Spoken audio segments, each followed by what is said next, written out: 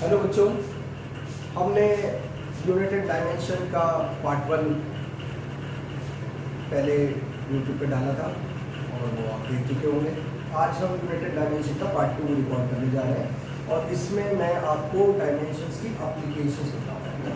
तो डायमेंशंस हमने सीख लिए थे क्या होते हैं, कैसे लिखते हैं, और आज हम उनकी क्या करेंगे, एप्लीकेशंस करेंगे। बहुत इंपॉर्टेंट क्लास है, तो आज हम करेंगे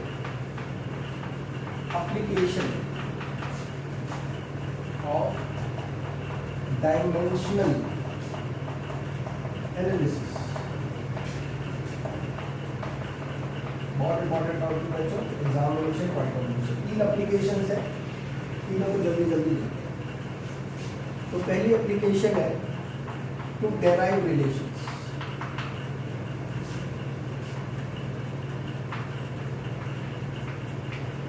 और formulas.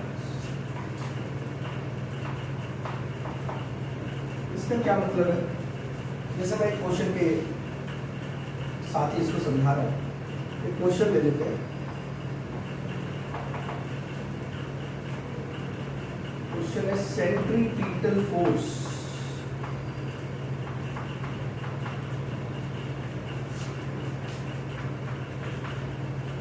Acting on a body moving in a circular path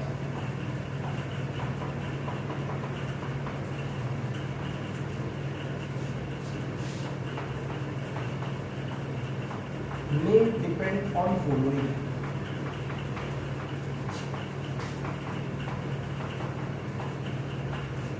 Number 1, mass of body. Number 2, velocity of body.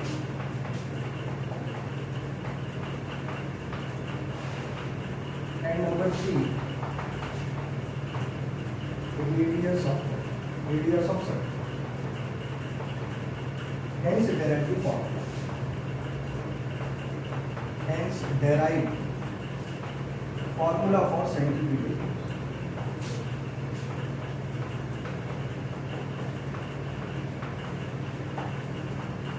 तो बच्चों ये तो है हमारा क्वेश्चन इस फॉर्म में ही आएगा आपके पास,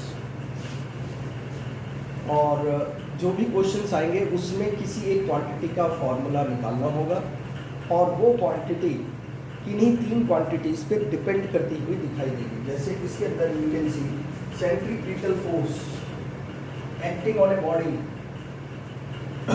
में depend on mass, velocity and radius. 3 चीज़ों पे डिपेंड करता हुआ बताया गया है। तो हर एक क्वेश्चन में मोस्टली ऐसे ही होगा कि एक क्वांटिटी होगी जो 3 किसी क्वांटिटीज पे डिपेंड कर रही होगी, और फिर हमें बताना पड़ेगा इसका फॉर्मूला क्या होगा, और वो फॉर्मूला हम डेराइव करेंगे यूजिंग डायमेंशंस। तो मैं 2-3 क्वेश्चन ऐसे करा रहा हूँ बच्चों, जल्दी से कर देखते हैं। तो इसका सोल्यूशन कैसे करें? इसमें अब जैसे सेंट्रीपिटल फोर्स है, अगर आपको पता है कि सेंट्रीपिटल फोर्स है, this is well and good. अगर आपको नहीं भी पता सेंट्रीपिटल फोर्स क्या है, जैसे आगे हम एक क्वेश्चन करेंगे जिसमें विस्कस ड्रैग वर्ड यूज होगा, कोफिशिएंट ऑफ विस्कोसिटी यूज होगा। अगर आपको पता है कोफिशिएंट ऑफ विस्कोसिटी क्या है, विस्कस ड्रैग क्या है, इट्स अ गुड थिंग। अगर नहीं भी पता है तो भी, क्योंकि ये चैप्टर डायमेंशंस का, अगर उनके डायमेंशंस मालूम है तो भी हमारा काम हो जाएगा। ठीक है, तो बस डायमेंशंस मालूम है। जैसे सेंट्रीपिटल फोर्स है, तो फोर्स है, कौन सी फोर्स है? सेंट्रीपिटल फोर्स है, पर्टिकुलर टाइप की फोर्स है। तो हमें ये नहीं पता सेंट्रीपिटल क्या है, हमें सिर्फ पता है फोर्स है और फोर्स का डायमेंशन मालूम है, तो भी डायमेंशन के लेवल पे क्वेश्चन हो जाएगा। तो हम इसको सेंट्रीपिटल वर्ड को थोड़ी देर के लिए भूल जाते हैं। हम ये मानते हैं कि फोर्स एक बॉडी पे लग रही है जो 3 चीज़ों पे डिपेंड कर रही है, मास पे, वेलोसिटी पे और रेडियस पे। तो हमें इस फोर्स का फॉर्मूला मास, वेलोसिटी और रेडियस की टर्म्स में बनाना है। ठीक है, तो सोल्यूशन कैसे होगा? सेंट्रीपिटल फोर्स है बच्चों F, और कह रखा है वो मास पे डिपेंड करती है। तो मास पे डिपेंड करती है तो एम पे डिपेंड करती है, लेकिन हमें ये नहीं पता जो इसकी डिपेंडेंस है मास पे वो कैसी है। हो सकता है वो मास के डायरेक्टली प्रोपोर्शनल हो सकता है वो मास के इन्वर्सली प्रोपोर्शनल हो। अगर ये डायरेक्टली प्रोपोर्शनल है तो यहाँ पावर 1 आएगी, अगर ये इन्वर्सली प्रोपोर्शनल है तो पावर -1 आएगी। अब हमें ये नहीं पता कि +1 लिखना है या -1 लिखना है, तो क्यों हमें ये नहीं पता कि m की पावर क्या होने जा रही है। हो सकता है स्क्वायर हो सकता है क्यूब हो सकता है रूट हो, तो हम इसकी पावर a ले लेंगे। और किसी ए की वैल्यू ही हमें निकालनी है। वंस वी गेट ए कि भाई m का जो वैल्यू है इस फॉर्मूले में वो रूट है, अगर हमें पता लग जाए तो बस फॉर्मूला निकल गया। तो इसका मतलब ये है हमें बेसिकली निकालना क्या है, वैल्यू ऑफ ए। उसी तरीके से f also depends on second quantity which is velocity, तो वेलोसिटी लिखेंगे लेकिन उसकी पावर डाल देंगे जो भी। Force also depends on third quantity that is radius, उसकी पावर डाल देंगे। ये तीन जो साइन मैंने लगाया है ये डायरेक्टली प्रोपोर्शनल के या इनवर्सली प्रोपोर्शनल के साइन है, ये सिर्फ प्रोपोर्शनल के साइन है। अगर यहाँ पर पावर 1 होती है तो हम उसको डायरेक्टली प्रोपोर्शनल कह देते हैं, और ये a माइनस 1 होता है तो 1/m हो जाता है, उसको इनवर्सली प्रोपोर्शनल कहते हैं। This sign is only a proportional. तो f is proportional to all these three things. अब प्रोपोर्शनलिटी में हमने पावर्स क्या डालनी है, abc के abc हमें निकालना है, and that is called the derivation of the formula. Let us see how. Once we have done this, so we will combine all this. This is the first step. ये पहला step है solution का, ऐसे लिखना है। Second step में क्या करना है, इन सबको कंबाइन करना है, यानी M A B B R C ऐसा कर देना। तीसरा स्टेप प्रोपोर्शनलिटी हटानी है और एक कांस्टेंट लगानी है, ये कोई दिक्कत नहीं है। नेक्स्ट स्टेप में क्या करना है, यहाँ पर ये लिखना है K is a dimensionless constant।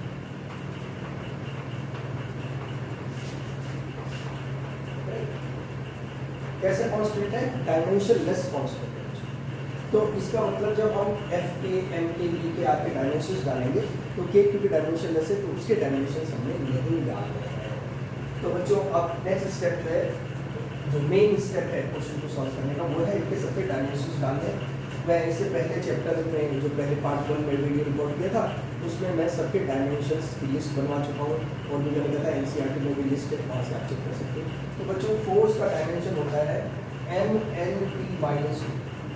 जैसे मैंने आपको बताया था ये चैप्टर आप तभी आगे बढ़ पाओगे जब आप कम से कम 15-20 क्वान्टिटीज़ जो एनसीईआरटी में डायमेंशंस की लिस्ट दे रखी है या जो कभी कैसे होगा जो भी आपके पास है उसमें से फॉर्मूला से याद करो बच्चों, मेन क्वांटिटीज़ के वर्क, पावर, फोर्स, वेलोसिटी है ना। तो ये फार्मूलाज आपको डायमेंशनल फार्मूला याद रहना चाहिए, वरना ये आप आगे कुछ नहीं कर पाओगे।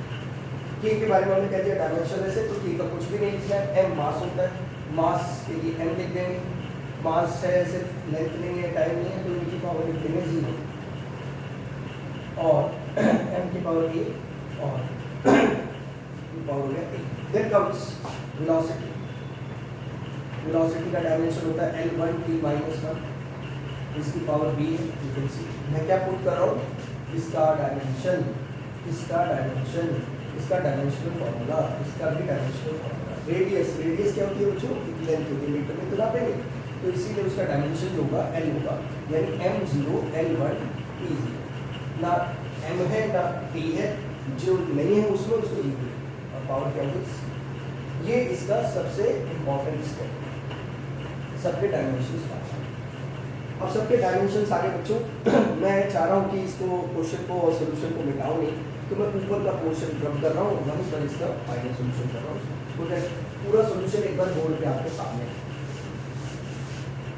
तो बच्चों अब क्या करना है, देखो मैथ्स में दो टाइप के पावर्स को हम यूज करते हैं, दो एप्लीकेशंस होती है पावर में। एक ऐसा होता है 2 की पावर 3, तो ऐसे में पावर मल्टीप्लाई हो जाती है, हो जाता है 2 की पावर 6, और एक हो जाता है 2 की पावर 2 इंटू 2 की पावर 3, इसमें पावर्स ऐड हो जाती है 2 की पावर 5।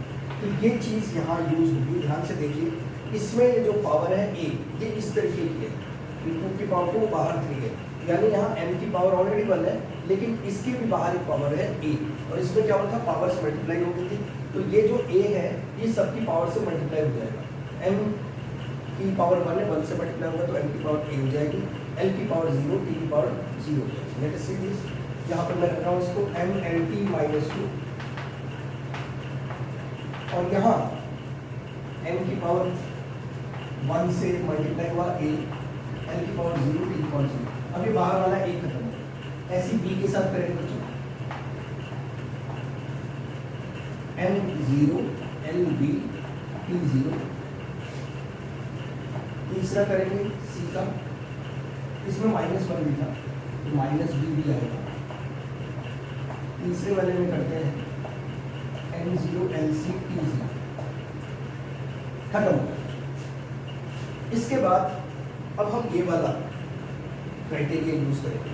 इसमें क्या होता है, ये बेस सेम होता है, दोनों का 2 है, 2 की पावर 2, 2 की पावर 3 है, तो जब इनको मल्टीप्लाई किया तो पावर एड होगी। वैसे ही यहाँ देखो m की पावर a है और इसमें m की पावर 0 है और इसमें m की पावर 0 है, लेकिन सब में बेस सेम है, क्या है m। तो ऐसे में जब ये मल्टीप्लाई होंगे तो सारी पावर सेट हो जाएगी। तो यहाँ पर अपना स्टेप हो जाएगा m की पावर a प्लस 0 प्लस 0। आप चाहे तो 0 ना भी लिखें, नेक्स्ट स्टेप में हटा देंगे। फिर l की बात आती है, l की पावर क्या है 0, then b, then c, then t की power 0 minus b and d। अगले स्टेप पे 0 को हटा दो और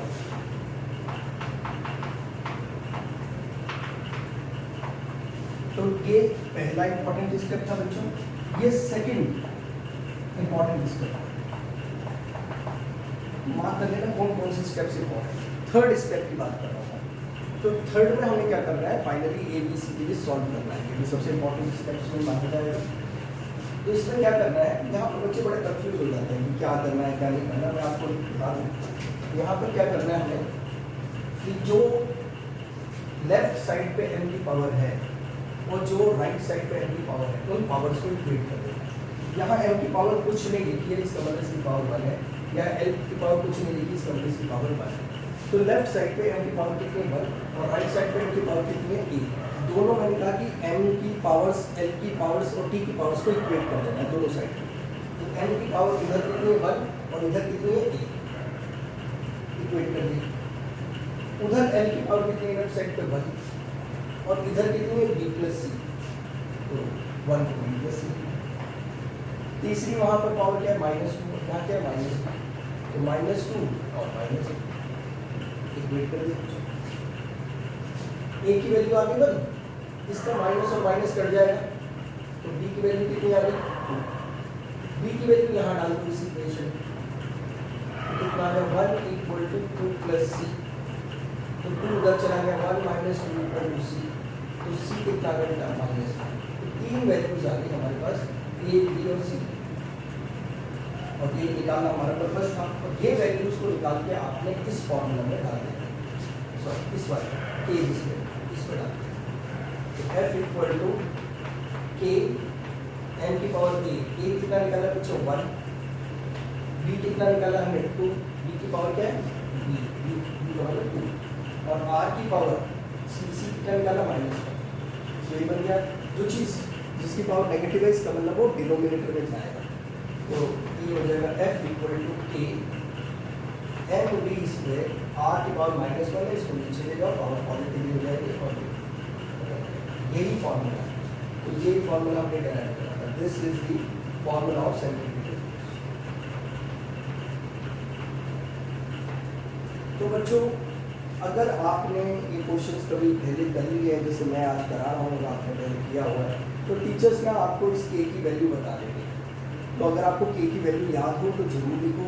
इन केस आपने कोई ऐसा फॉर्मूला पेपर में आगे जो पहले नहीं किया और k की वैल्यू नहीं मालूम, तो आप यहीं छोड़ दो और लिख देना k can be experimentally found. तो मैं यहाँ लिख देता हूँ, अगर सपोज मुझे k की वैल्यू मिला तो लिख देंगे k can be experimentally found.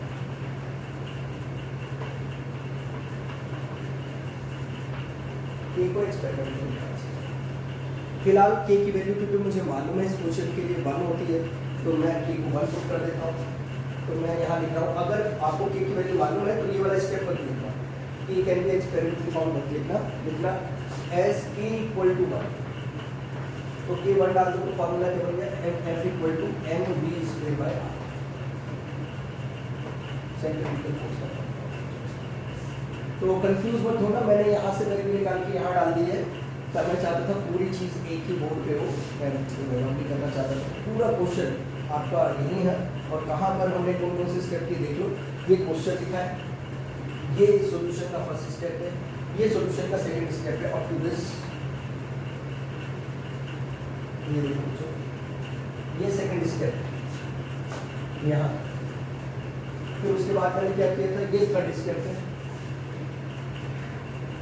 Board पे बहुत सारी चीज़ें होती है, बच्चे कंफ्यूज हो जाते हैं कौन सी चीज़ कब करनी है। ये फोर्थ स्टेप है बच्चों।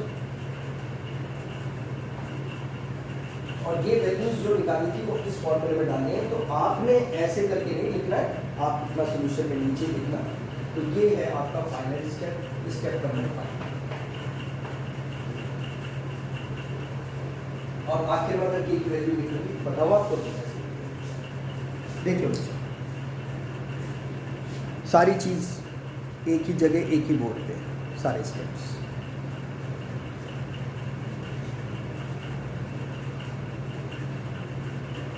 चलो बच्चों, होपफुली ये आपको आ गया होगा। एक और क्वेश्चन करा रहा हूँ मैं।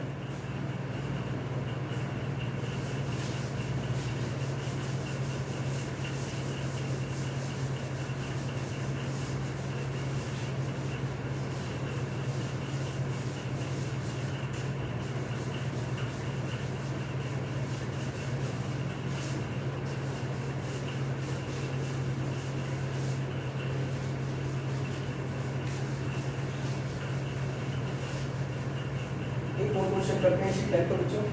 वो है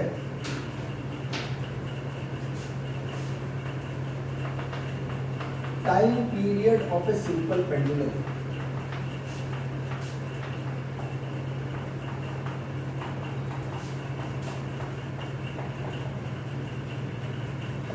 may depend on following.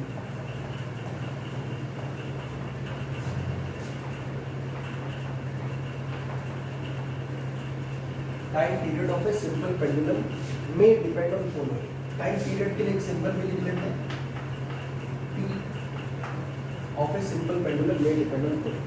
Simple pendulum is what, किसी बॉल को, किसी चीज को, हैवी चीज को, एक बॉल को एक थ्रेड से बांध के लटका दो और उसको ऐसे स्विंग कराते छोड़ते हैं ऐसे।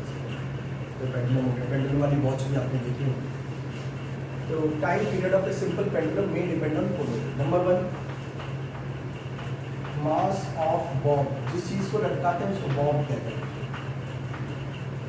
लेंथ ऑफ पेंडुलम,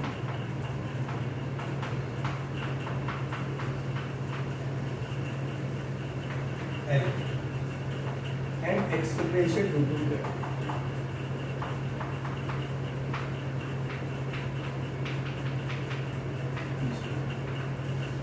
आपको ये क्वेश्चन दे रखा होगा ऑलरेडी, तो आपको ये परेशान होने की जरूरत नहीं है कि टी किस पे डिपेंड करेगा, हमें उसकी टेंशन नहीं देनी। हमें तो इतना क्वेश्चन दिया हुआ होगा, हमें तो बस जो क्वांटिटीज देखी उनके डायमेंशंस आने चाहिए। और डायमेंशंस की लिस्ट आपके पास है एनसीईआरटी में अपेंडिक्स वाले सेक्शन में लास्ट में दे रखी है, तो प्लीज गो थ्रू दैट। ठीक है,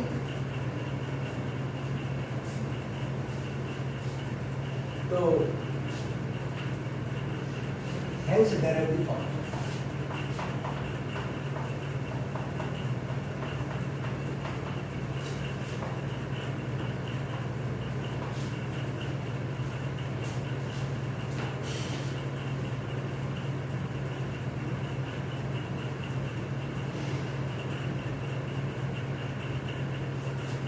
इन बच्चों को लग रहा है कि कहाँ पर है एनसीईआरटी में, तो बच्चों ये है, देखो एनसीईआरटी के सबसे लास्ट में है ना, यहाँ देखो सबसे लास्ट में एनसीईआरटी मेरे पास है।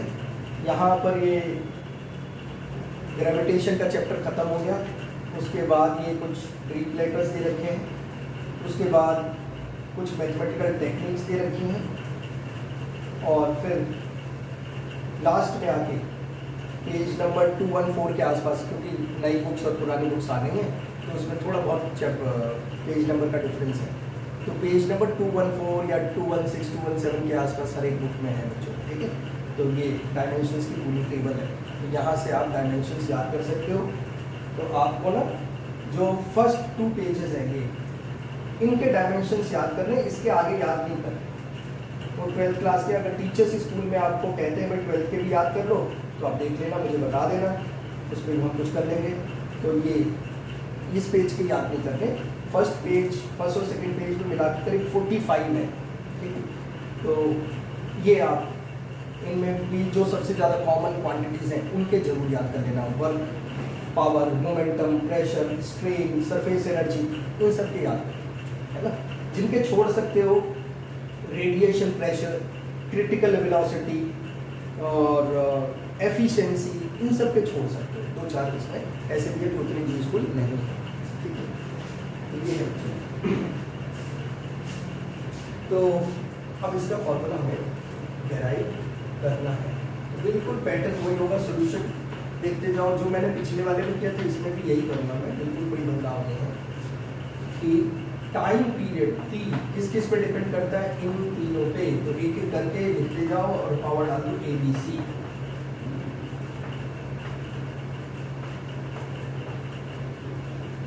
Time period may depend on acceleration due to gravity. इन तीन चीजों पे डिपेंड कर रहा है। फिर क्या किया था मैंने, प्रोपोर्शनलिटी तीनों को एक साथ कंबाइन कर दिया था। फिर क्या किया था, एक कांस्टेंट लगा दिया था। कांस्टेंट के साथ ये लिखना नहीं भूलना, क्या लिखना नहीं भूलना, K is dimensionless constant.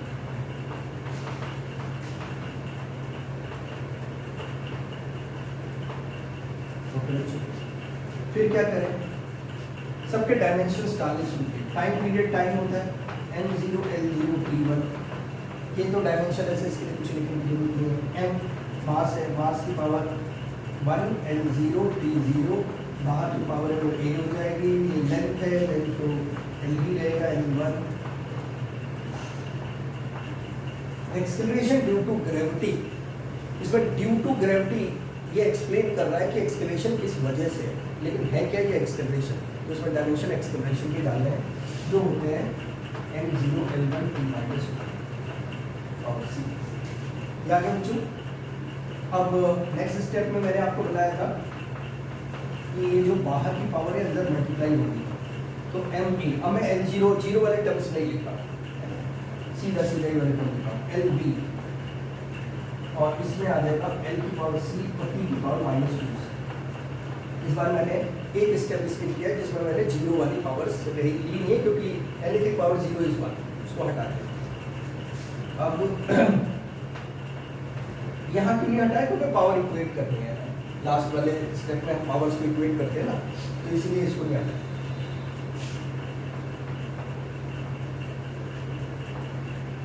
L और L मल्टीप्लाई हुए, इनकी पावर्स ऐड हो गई, बस ये मेन स्टेप आ गया। अब मैथमेटिकल पोर्शन पावर्स को इक्वेट करने वाला।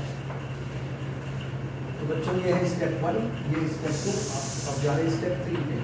तो पावर इक्वेट करते हैं। यहाँ इनकी पावर कितनी है, 0, और उस साइड क्या है A, तो 0 = A आ गया।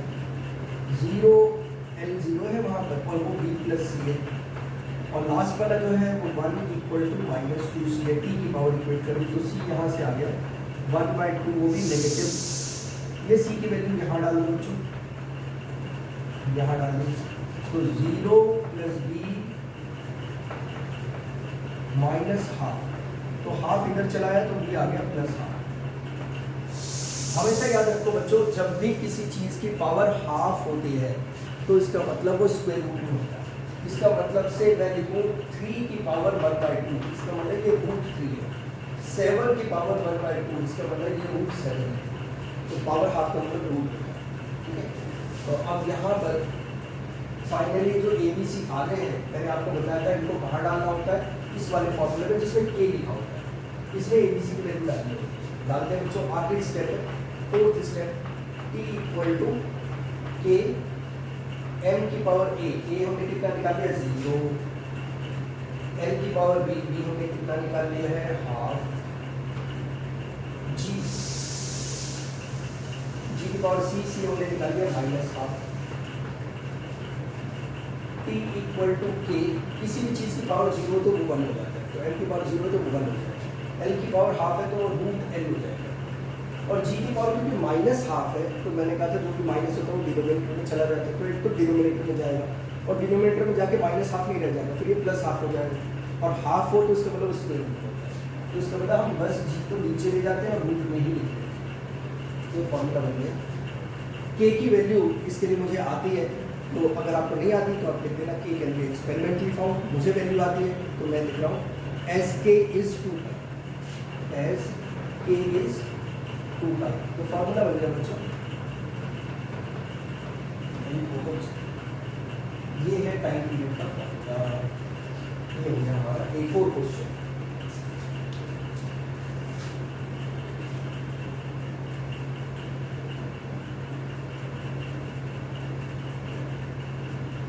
तो सारे क्वेश्चंस जनरली इसी तरीके से हो सकते हैं। आपके पास अगर कोई हेल्पिंग बुक है, एस.एल. अरोड़ा यूज़ कर सकते हैं, प्रदीप यूज़ कर सकते हैं, उसमें बहुत सारे क्वेश्चंस दे रखे हैं इस पे, तो प्रैक्टिस आप कर लें उससे बच्चों। क्वेश्चंस हैं, सॉल्यूशंस हैं, जो अनसॉल्व्ड एक्सरसाइज होती है उसके भी सॉल्यूशंस हिंट्स दे रखे होते हैं, तो वहाँ से आप कर लो। करीब इस पे 8-10 क्वेश्चन कर लो, और 2 क्वेश्चंस मैं बता रहा हूँ जो पेपर में काफ़ी आते हैं, ठीक है, और उनको आगे वाली क्लासेस में सॉल्व भी करा दूंगा, क्योंकि आज मुझे सब कवर करना है। तो मैं सिर्फ ये बता रहा हूँ कौन से इंपॉर्टेंट है जो बच्चे एग्जाम के लिए प्रिपेयर कर रहे हैं उनके लिए। तो 2 क्वेश्चन आते हैं, फिर रेनॉल्ड नंबर वाला क्वेश्चन आता है, वो जरूर कर लेना बच्चे। रेनॉल्ड नंबर में depend on density, velocity, coefficient of viscosity and diameter of pipe. तो फॉर्मूला फाइनली ये आएगा, रो we D upon Etah. SL. Arora या प्रदीप को मिल जाएगा, ये वाला क्वेश्चन जरूर ट्राई कर लेना। एक आ जाता है आपके पास रेट ऑफ फ्लो वाला क्वेश्चन, रेट ऑफ फ्लो में डिपेंड ऑन, उसका रिजल्ट ये आता है आपके पास, V इक्वल टू P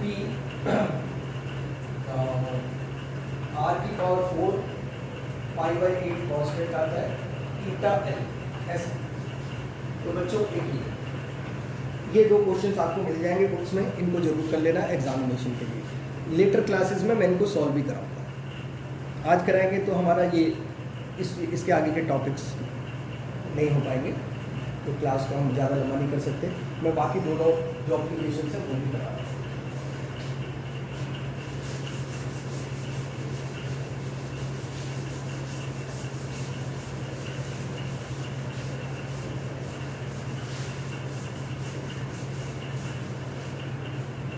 तो बच्चों दूसरी एप्लीकेशन पे आते हैं, जो है how to check correctness of an equation और फॉर्मूला। तो इसमें तो एक सिंपली ये है कि आपकी लेफ्ट साइड और राइट साइड के डायमेंशन सेम है, इसका मतलब फॉर्मूला सही है।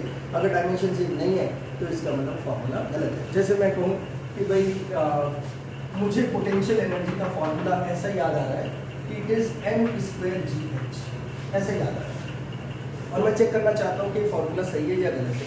तो मैं लेफ्ट साइड और राइट साइड दोनों के डायमेंशन लिख लूँगा। अगर वो डायमेंशन सेम आ गए इसका मतलब फॉर्मूला सेम है, सही है सॉरी, और अगर सेम नहीं है तो इसका मतलब फॉर्मूला गलत है। लेट्स सी, एनर्जी का डायमेंशन होता है बच्चों ml²t-2। अब यहाँ का निकालते हैं, m मास का स्क्वायर, g अभी लिखा था क्या था, Lt-2, तो Lt-2 इसका डायमेंशन g, और ये h जो एक हाइट है, हाइट मींस लेंथ, तो ये आ गया हमारा m²h²t-2, और यहाँ क्या आ रहा है, तो यू कैन सी ये दोनों डायमेंशंस इक्वल नहीं है। यहाँ l²t-2 तो ठीक है, लेकिन m की पावर 1 है वहाँ 2, इसका मतलब ये फॉर्मूला गलत है। लेकिन अगर मान लो मैंने पोटेंशियल एनर्जी का फॉर्मूला ले लिया mgh, तो ऐसे में you can C dimension same आता है, ml²t-2, तो सही आ जाएगा। इसका मतलब यही पोटेंशियल एनर्जी का सही फॉर्मूला है। तो एक तो सबसे आसान चीज़ यही है कि अगर ऐसा कोई सीधा सा दे रखा हो और कोई गैर चेक करो करेक्टनेस, तो दोनों साइड पर डायमेंशन कैसे होनी चाहिए, सेम होनी चाहिए। अब इसी में जो दूसरी चीज़ आती है जो इम्पोर्टेंट है, जिस पे एग्जाम में क्वेश्चन आते हैं, वो है प्रिंसिपल ऑफ होमोजेनिटी पे based question, based on principal of homogeneity.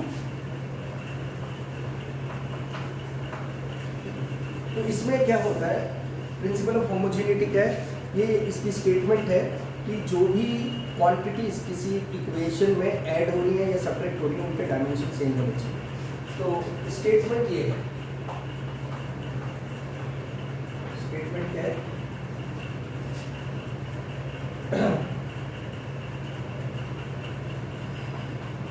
only like quantities can be added or subtracted।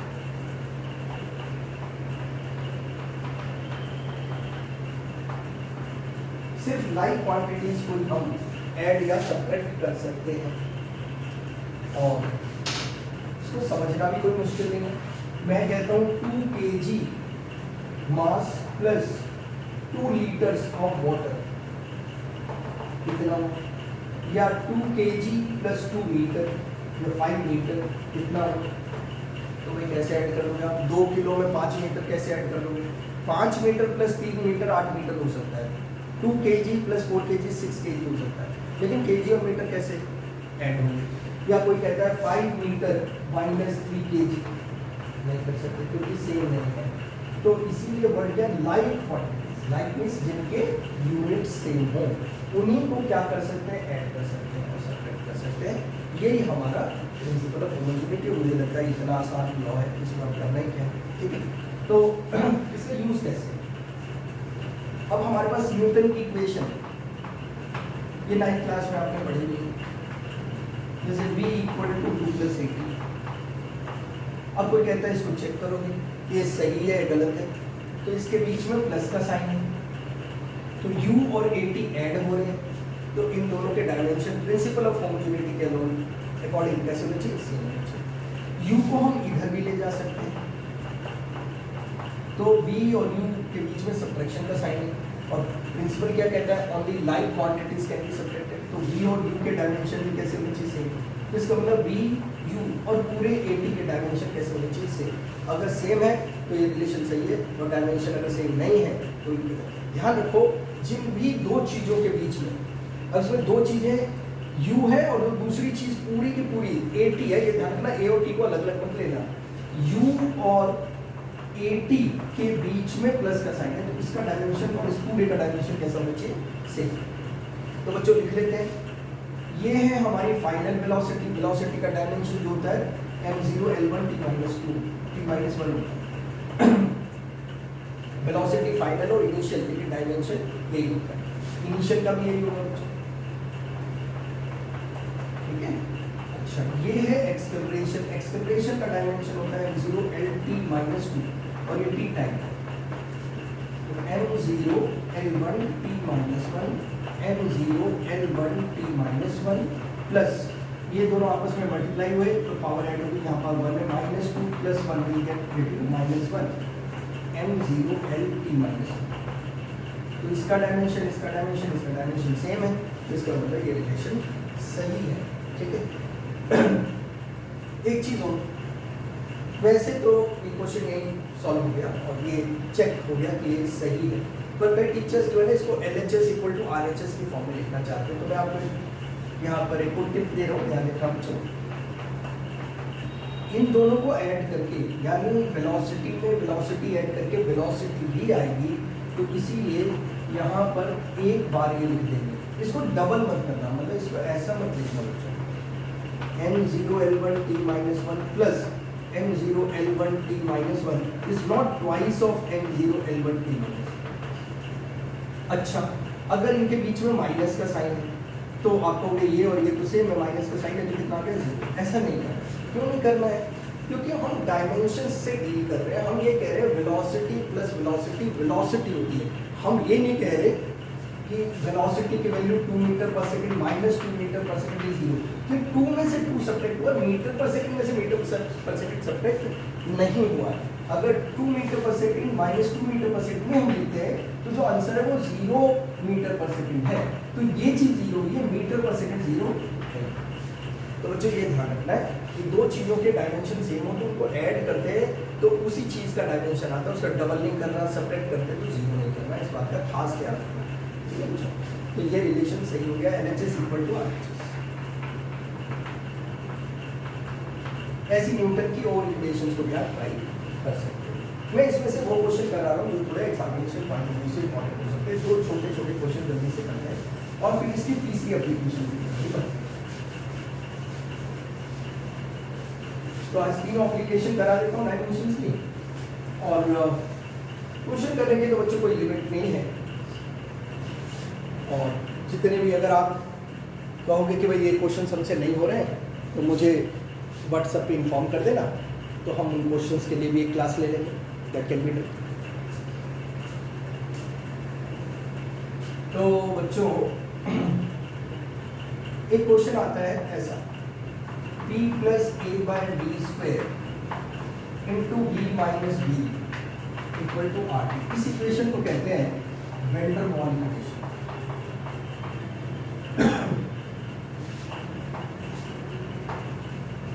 और वो इस क्वेश्चन के थ्रू कहता है फाइंड डायमेंशंस ऑफ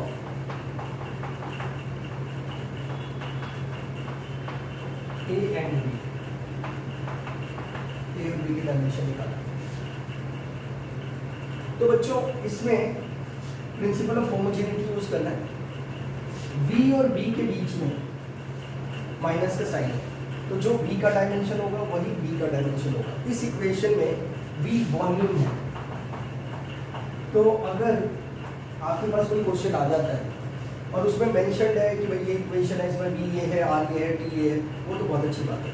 मान लो मेंशन नहीं है तो V वेलोसिटी भी हो सकता है, वॉल्यूम भी हो सकता है, हमें क्या पता क्या है। तो आप टीचर से जरूर बोलो कि मैम इसकी एक्सप्लेनेशन दे दो कि इस इक्वेशन में क्या है, ये इक्वेशन हमारी देखी हुई नहीं है। तो ये आप मतलब ये बताना टीचर का काम है या उस क्वेश्चन का काम है कि ये तो कम से कम हम डायमेंशन तो यूज़ कर सकते हैं, लेकिन किसी फॉर्मूले में कौन सी क्वांटिटी किस सिंबल से रिप्रेजेंट होती है हमें नहीं पता। तो ये लिखना चाहिए क्वेश्चन में। अगर नहीं लिखा तो you can ask the teacher की ये प्रोवाइड करो। तो V बच्चों वॉल्यूम है, P प्रेशर है। इन जनरल तो वही क्वेश्चन आते हैं जो हम लोग डिस्कस करते हैं, जो SLR में NCERT में दे रखे हैं। तो अगर आपने एक बार कर रखा है तो आपको ऑलरेडी मालूम होगा कौन सी क्वांटिटी क्या है। तो बच्चों D volume, P pressure, R gas constant है, इसकी जरूरत नहीं पड़ेगी इसमें। और सिमिलरली T टेम्परेचर है, इसकी भी जरूरत नहीं पड़ेगी। इन दोनों का कोई नाम क्योंकि V और B के बीच में माइनस का साइन है और P और A बाय B स्क्वायर के बीच में प्लस का साइन है, तो इसी से काम हो जाएगा। तो according to principle of homogeneity, principle of homogeneity क्या कहता है? Only like quantities can be added और subtracted. If these two quantities are subtracted, तो dimension of B must be same as of B. The dimension of B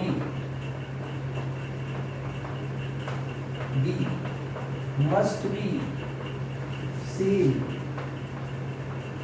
as of B. B is volume, volume का dimension होता है बच्चों M0 L3 T0। तो B का dimension भी यही हो गया M0 L3 T0। अच्छा, इसमें P और A by B स्क्वायर के बीच में प्लस का साइन, यानी पूरे A by B स्क्वायर का डायमेंशन प्रेशर के डायमेंशन के इक्वल होगा। Similarly dimension of P must be same as of A by B square। तो P का डायमेंशन क्या होगा बच्चों? ml minus 1 T minus 2। ये प्रेशर का डायमेंशन है, आप टेबल से याद करो इसको। A by B square, B L cube है तो ये L6 हो जाएगा। मैं चलो दो स्टेप में कर दूँ तो ऐसा करेंगे तो L3 और E2 मल्टीप्लाई करके L6 हो जाएगा, फिर फाइनली ये इधर आ जाएगा। तो मैं स्टेप यहाँ कर देता हूँ। ml minus 1 T minus 2 equal to A की पावर A अपॉन L की पावर 6। L की पावर 6 इधर आ गया, क्रॉस मल्टीप्लाई होगी A प्लस 6 माइनस 1 L की पावर 5 होगी। ये A का डायमेंशन। तो ये होगा आपका question based on principal of homogeneity. Note कर लो बच्चों।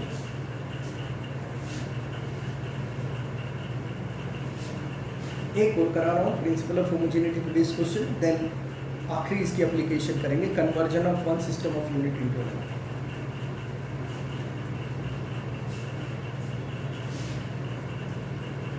एक और क्वेश्चन करते हैं बच्चों।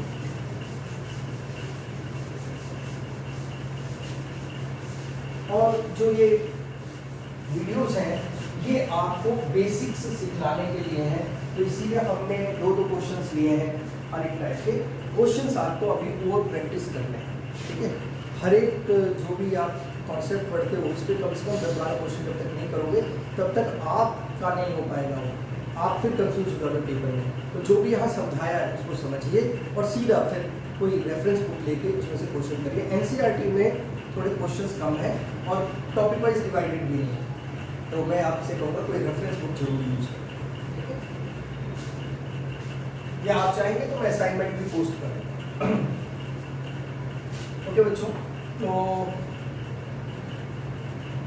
एक और क्वेश्चन ले लेते हैं। जैसे पावर दे रखा है आपको b minus x square b minus a x square upon dt ऐसे दे,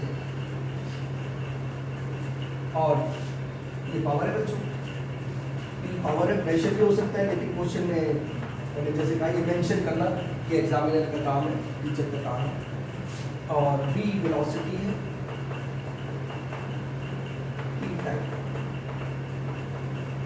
और x डिस्प्लेसमेंट। क्वेश्चन क्या है? वही find dimension of a and b। तो बच्चों जैसे ही ऐसा कोई क्वेश्चन आता है तो आपको सीधा ये देखना है कहाँ पर प्लस या माइनस का साइन है। सबसे पहले you have to go there, इसमें नहीं जाना कहीं पे भी यहाँ कुछ रख दिया कुछ रख दिया, नहीं। सबसे पहले प्लस और माइनस के साइन वाले के बीच में जाना है। तो माइनस का साइन क्या है? क्योंकि प्रिंसिपल ऑफ होमोजेनिटी ये कहता है only like quantities can be added और सब्ट्रैक्टेड, तो एडेड और सब्ट्रैक्टेड वाले केस में जाना है। तो यहाँ b और a एक्स स्क्वायर के बीच में माइनस का साइन है, इसका मतलब b और a एक्स स्क्वायर के डायमेंशन सेम है। तो सॉल्यूशन क्या लिखेंगे? According to principle of homogeneity, dimension of b and a x square must be same.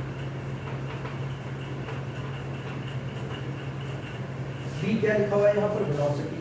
तो वेलोसिटी का डायमेंशन क्या हो गया? m0 lt minus 1।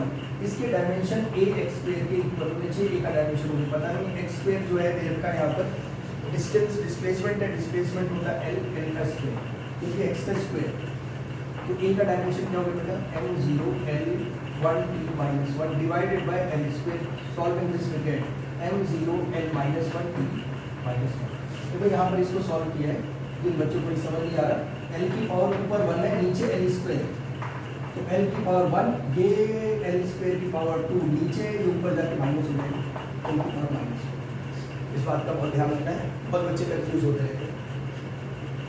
a का डायमेंशन, अब हमें निकालना है b का डायमेंशन, ठीक है?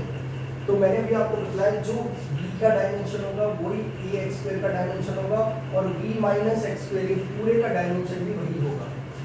वॉल्यूम में से वॉल्यूम को सेपरेट करोगे तो वॉल्यूम ही आएगा। तो अब जो सेकंड स्टेप है उसमें क्या करना है? इस पूरे को हटा देना है और इसकी जगह ये डायमेंशन डाल देना है, पूरा v का डायमेंशन यानी वेलोसिटी का डायमेंशन। ये भी वेलोसिटी, ये भी वेलोसिटी, वेलोसिटी में से वेलोसिटी को सेपरेट किया, वेलोसिटी आ गया। तो p का डायमेंशन डालते हैं, p पावर है, पावर का जो डायमेंशन होता है, पावर का जो हमारा फॉर्मूला है बच्चों वो है वर्क अपॉन टाइम, और वर्क होता है ml स्क्वायर t माइनस 2। अगर टाइम से डिवाइड कर देंगे तो ये आ जाएगा ml स्क्वायर t माइनस 3। तो पावर का जो डायमेंशन है वो है हमारे पास ml स्क्वायर t माइनस 3। ये मैंने बता दिया आपको, वेलोसिटी है, velocity, velocity minus velocity, velocity, इसका मतलब यहाँ से फायदा है t माइनस 1। नीचे v का डायमेंशन मुझे निकालना है, t टाइम है, इसके लिए v लिख देंगे, क्रॉस मल्टीप्लाई करना है बस, dt को दे दे जाओ, ml स्क्वायर t माइनस 3 नीचे आ जाएगा, ठीक है? dt equal to lt minus 1 divided by ml square t minus 3। Finally ये t भी नीचे आ जाएगा, v equal to lt minus 1 ml square t minus 3 into t। ये कौन सा t है? जो b के साथ था, ये आ गया। और आगे सॉल्व कर लेते हैं। lt माइनस 1, ये t और ये t आपस में मल्टीप्लाई होंगे तो पावर ऐड हो जाएगी। एक की पावर क्या? माइनस 3, एक की पावर क्या? 1, minus 3 plus 1 will get minus 2, ml square t की पावर माइनस 2। अब जो डिनोमिनेटर में है वो सारे ऊपर जाएंगे, उनके पावर्स के साइन चेंज हो जाएंगे, प्लस वाले माइनस हो जाएंगे, माइनस वाले प्लस हो जाएंगे। तो अगला step v equal to lt minus 1 into m गया ऊपर, इसकी पावर क्या हो गई? माइनस 1, l गया ऊपर, इसकी पावर हो गई माइनस 2, t गया ऊपर माइनस 2 से इसकी पावर हो गई प्लस 2। और आखिर में m की पावर -1, एक ही m, l 2 है, 1 और -2 1 -2 is -1, t -1 + 2 t की पावर 1। बच्चों ये t का डायमेंशन है और t का डायमेंशन हम निकाल ही चुके थे इस बारे में।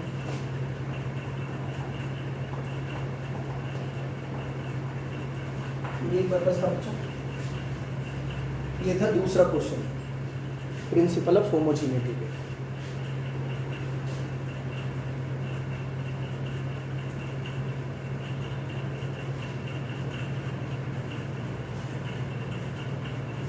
चलो बच्चों इसकी थर्ड एप्लीकेशन की तरफ बढ़ते हैं, final application,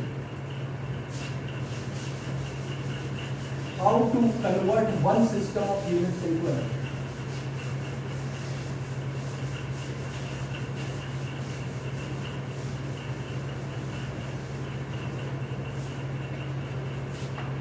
Conversion of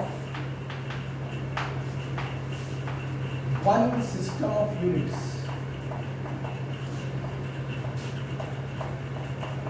into another।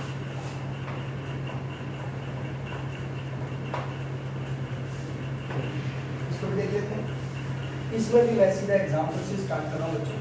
बस इसमें जो फंडामेंटल है वो ये, जैसे we know that 1 metre is 100 centimetre, या 1 minute, 1 in a minute is 60 seconds, तो 3 minutes will be equal to इसको 3 से मल्टीप्लाई कर 180, इस टाइप का ये फंडामेंटल बेसिकली। तो क्या होता है, इसका मतलब ये है कि यहाँ पर ये 1 metre is 100 centimetre, 2 metre is 200 centimetre लगेगा, तो 2 और 200 ये वैल्यूज हैं। तो इसके लिए हम लिखेंगे n1 और इसके लिए लिखेंगे n2। मीटर के लिए लिखेंगे u1, मीटर यूनिट है, सेंटीमीटर की यूनिट है, तो n1 u1 = n2 u। ये फॉर्मूला यूज करेंगे। n1 n2 ध्यान रखना वैल्यूज है।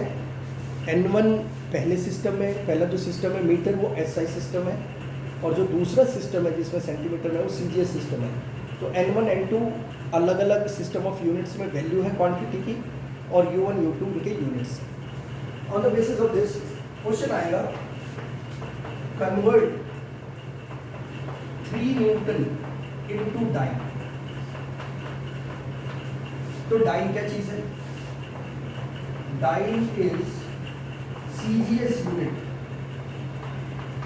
Of force. ये आपको मालूम होना चाहिए, इसके बिना नहीं कर पाओगे।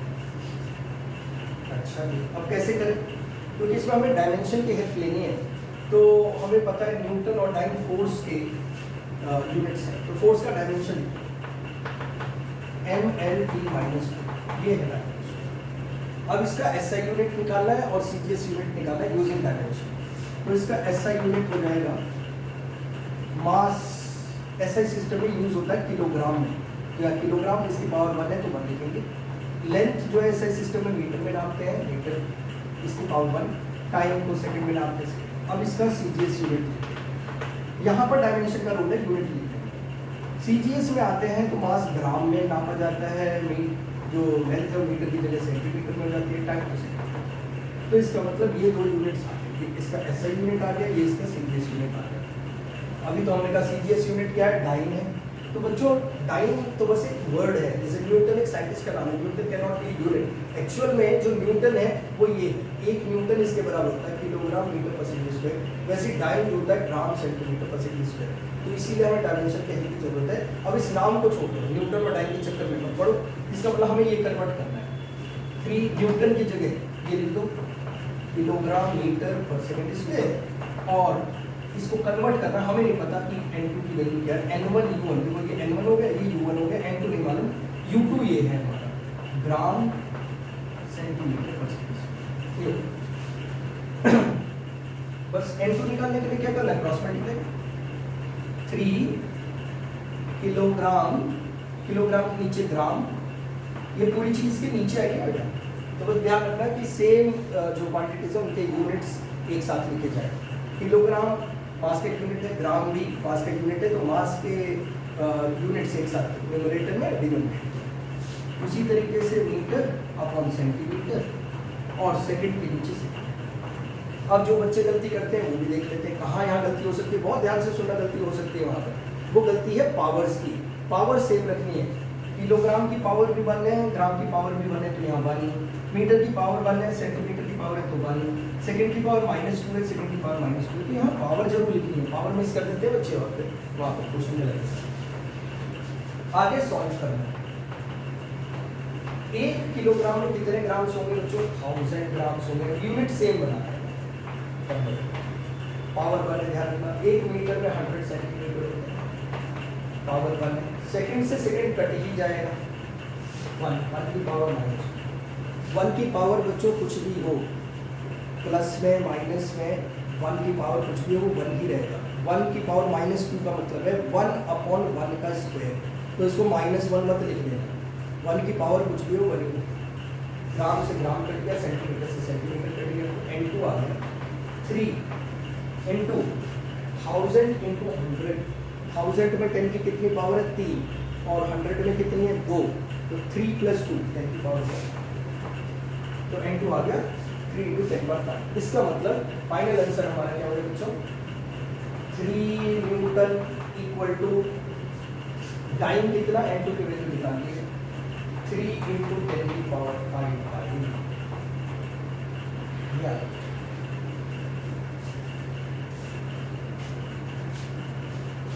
एक और क्वेश्चन करा रहा हूं जल्दी से। ये है conversion of one system unit of unit into another. जैसे मैंने बार बार कहा कि हम सैंपल प्रॉब्लम्स ले रहे हैं इन वीडियोस में, सो दैट आपको एक बार कॉन्सेप्ट तो आ जाए, कम से कम स्टार्ट तो मिल जाए। क्वेश्चंस आपने अभी और करने हैं, और जब आपसे अगर क्वेश्चन नहीं हो रहे हैं तो आप मुझे व्हाट्सएप पे कनेक्ट कर सकते हैं, तो फिर हम देखेंगे आपकी हेल्प कैसे करी जा सकती है। फ़ोन नंबर आपको बताइए।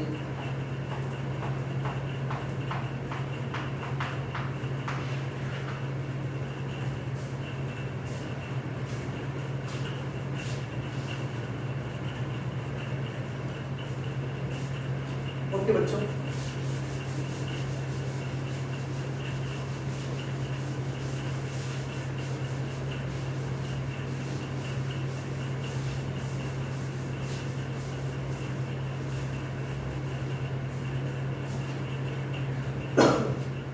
आखिरी इसका एक और एग्जांपल लेते हैं कन्वर्जन ऑफ सिस्टम का। वो है कन्वर्ट 5 जूल इनटू अर्ब्स।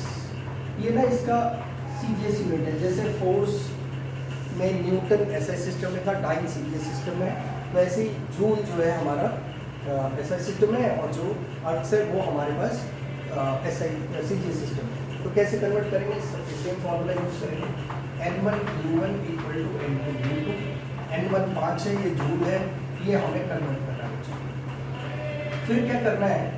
सीधा कि हमें डायमेंशन लिखना है, जिससे हम जूल और अर्ट्स को कन्वर्ट करके लिख सकें एक्चुअल यूनिट्स में, किलोग्राम मीटर पर सेकंड में, बिना उसके तो सॉल्व नहीं होगा।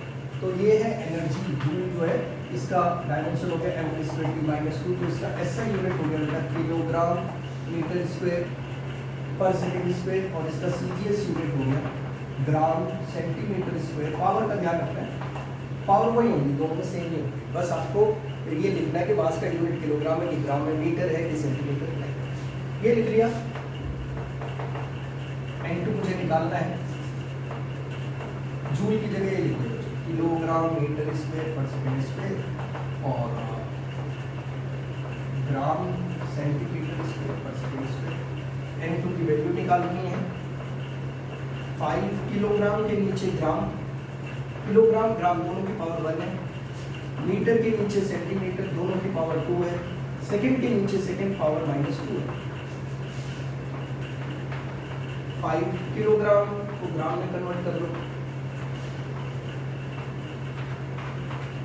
मीटर को सेंटीमीटर में, सेकंड सेकंड कट गया, ये कट गया, ये कट गया। अब क्या है? N2 = 5, बच्चों 1000 है, 1000 का मतलब 10 की पावर 3। ये 100 है लेकिन इससे स्क्वायर है, इसे स्क्वायर को मत भूलना, पावर मिस की और क्वेश्चन गया। 100 का स्क्वायर, 100 का मतलब वो 10 की पावर 2 और उसका भी स्क्वायर यानी 10 की पावर 4, तो हो गया 10 की पावर 4, दोनों मल्टीप्लाई हो गए 5 इंटू 10 की पावर 7। तो क्या फाइनल निकल गया 5 जूल इक्वल टू 5 इंटू 10 की पावर 7 पार्ट्स। ये आपका आंसर आ गया बच्चों, ठीक है। बस इतना ही आपने करना है। बहुत सारे बच्चे क्या करते रहते हैं, इनको 1000 लिखा, फिर 100 का स्क्वायर लिखा, फिर मल्टीप्लाई किया। तो ऐसा कोई करना गलत नहीं है, लेकिन बात क्या है कि आप अब 11th क्लास में आ गए, 10th क्लास से ऊपर आ गए, तो स्पेसिफिक साइंस लेके आ गए हो, तो मैं कहूँगा उनको 10 की पावर्स में लिखना सीखो।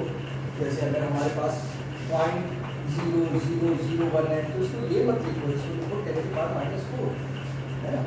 और अगर आपके पास से 1000 है उसको लिखो 10 की पावर 3, पावर्स में लिखना सीखो और उसी में सॉल्व करना।